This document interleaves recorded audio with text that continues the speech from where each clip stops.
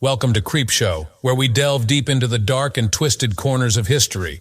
Today we're counting down the top 10 most story-worthy crimes in American history. Crimes so shocking they've become part of the nation's lore. From chilling serial killers to perfect heists gone wrong, these are the tales that will keep you on the edge of your seat. So turn off the lights, settle in, and let's get started. Number 10. The man who won the lottery, but lost it all. 2009.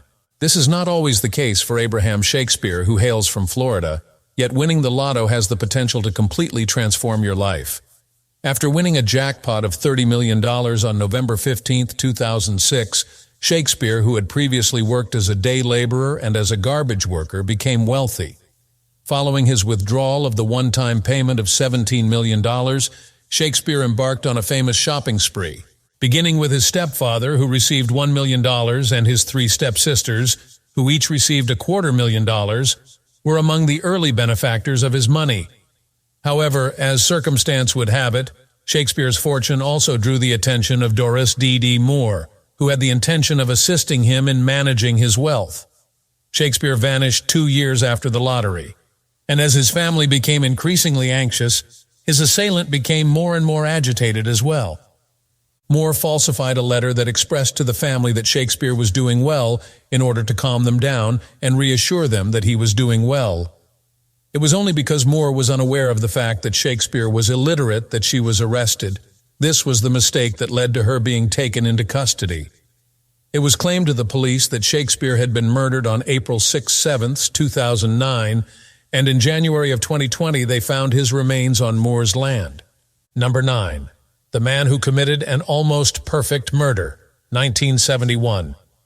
What would you do if you were on the verge of losing all you own because of your debt? Following the murders of his mother, wife, and 3 children in 1971, John List, a resident of New Jersey, vanished for a period of 18 years. Following his imprisonment for his crimes in 1989, John List admitted that he had murdered his family for a variety of reasons, including financial and religious motivations.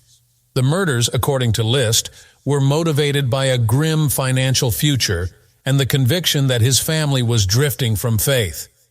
List said that these 2 factors were involved. The family was slain by List in order to guarantee that their souls would be able to reach heaven. In order to avoid being caught by the authorities, John List had pretended to be someone else and even remarried before he was arrested. Only until his tale was exposed on the television show America's Most Wanted was he located and brought to justice. Later on, John List was found guilty and sentenced to serve 5 consecutive terms. He passed away in 2008 when he was 82 years old. Number 8. The largest cash heist in American history, 1997. Exists anything that may be compared to a flawless robbery? The Dunbar armored car robbery is the greatest cash robbery in the history of the United States.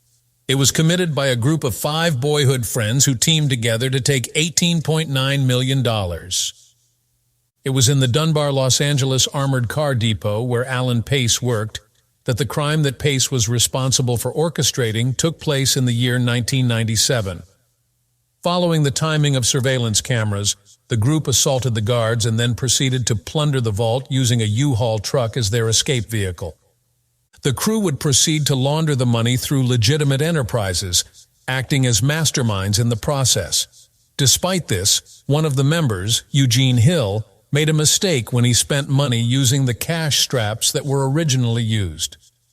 Following the capture and admissions of Hill, the remaining members of the crew were apprehended, put on trial, and condemned. Out of the whole amount of money stolen, only $9 million were ever recovered. Number 7. Guilty until proven innocent. 1931. The history of racial injustice in the United States is extensive, and one crime in history exposes the ugly side of this history. There was a legal struggle that took place in 1931 that involved 9 African-American adolescents from Alabama who were accused of raping 2 white ladies. This case garnered attention from both the national and local audience. When the lads were framed for a racial altercation that occurred on a train, The case that became a milestone involved lynch mobs, a hasty trial, and a jury that was all white. Following their refusal to disembark from the white man's train, the African-American adolescents were subdued and taken into custody. Subsequently, 2 white ladies asserted that they had been sexually assaulted. Despite the fact that one of the women later changed her testimony, the hasty investigation determined that 8 out of 9 of the lads were guilty of rape, and they were all sentenced to death. The case brought to light the racial tensions that exist in the United States, as well as the injustices that are committed against minority groups. After more than 8 decades had passed, the state of Alabama finally acknowledged once and for all that the Scottsboro lads were innocent. Number 6. Smart students that set up the perfect crime, 1924. Are you someone who would commit a crime simply for the joy of it? Students at the University of Chicago named Nathan Freudenthal Leopold Jr. and Richard Albert Loeb attempted to commit the ideal crime in order to demonstrate that they were exceptional in their intelligence. In order to demonstrate that they were intellectually superior, Leopold and Loeb, who were wealthy and privileged college students, intended to execute the ideal crime. They had the intention of kidnapping and killing a youngster. Once they had identified Loeb's cousin Frank, who was 14 years old, they proceeded to beat him to death and then dispose of his body.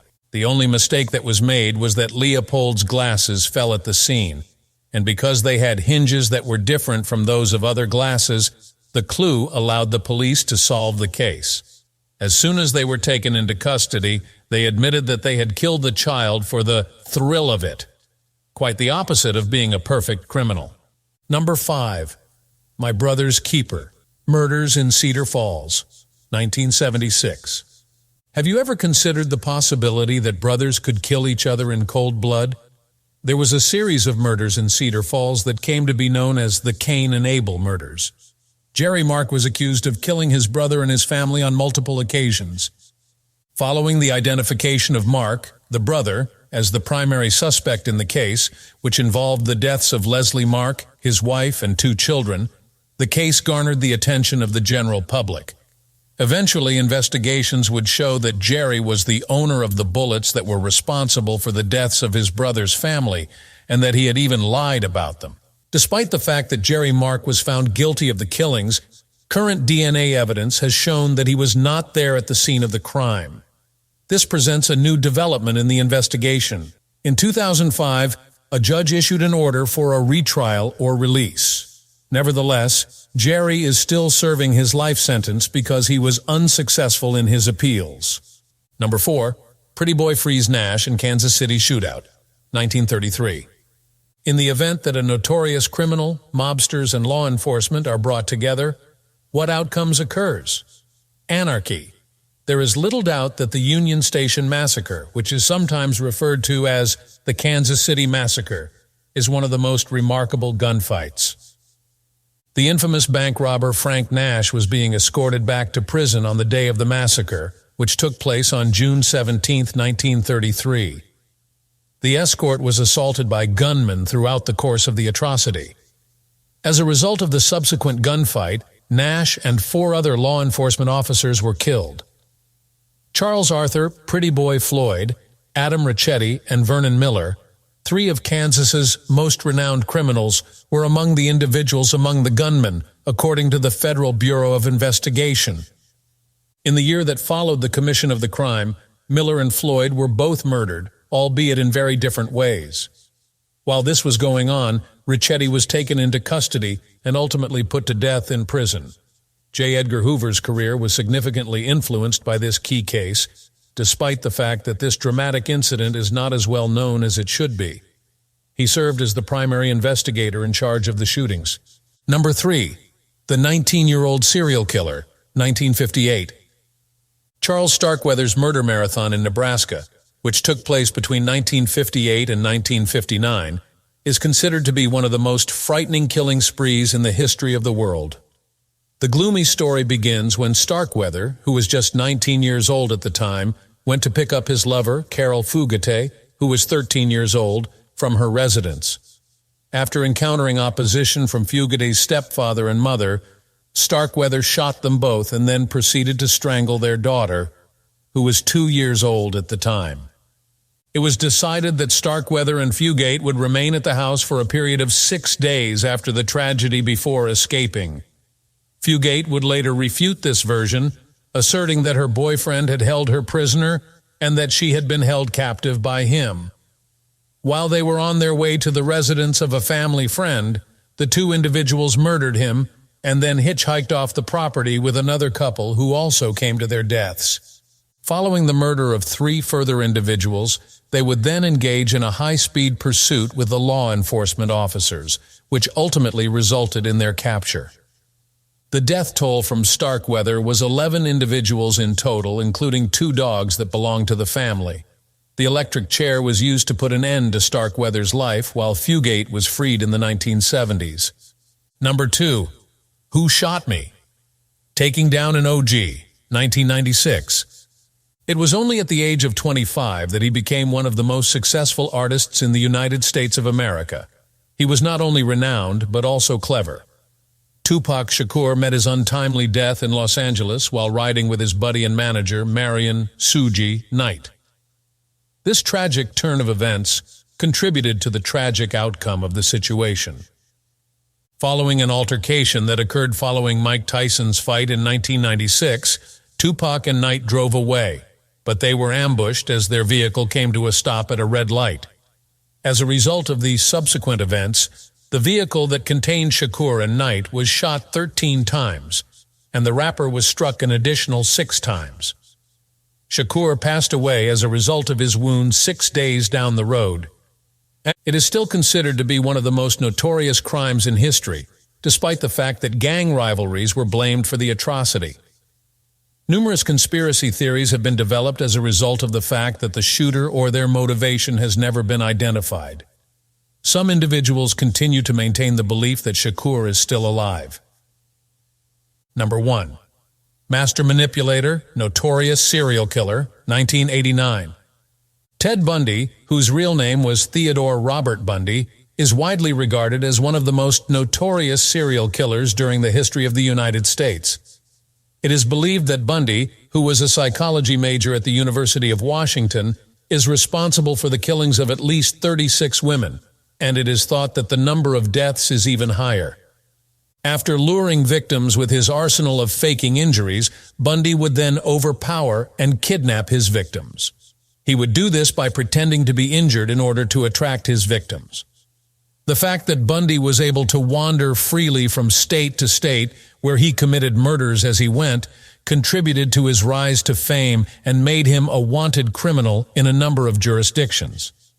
After a string of failed escape attempts, Bundy was finally brought to justice in Florida, where he was executed by electrocution after being convicted in 1989. Despite the fact that his narrative continues to shock a great number of people, his larger-than-life persona has made him the topic of a great number of research and publications. And there you have it. 10 of the most chilling and unforgettable crimes that have rattled America to its core. Which one sent shivers down your spine? Let us know in the comments below. If you enjoyed this trip into the macabre, be sure to hit that like button, subscribe for more spine-tingling content, and ring the bell so you never miss an episode. Until next time, stay curious and stay creepy.